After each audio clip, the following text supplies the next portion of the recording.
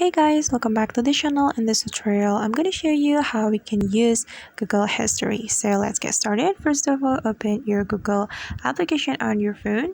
Then you're going to click on this profile button on the top right corner of your screen. And if you want to use the Google search history or Google history, you can simply click on the search history button.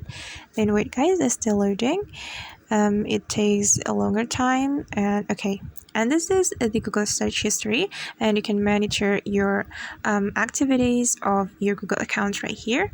And for example, this is my search history today, and you just need to scroll it to see your search history.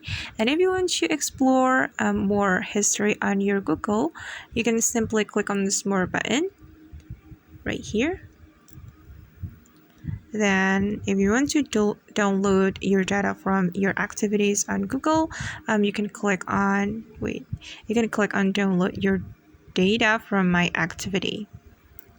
Okay, and if you still want to explore more history setting, you can click on manage more activity right here.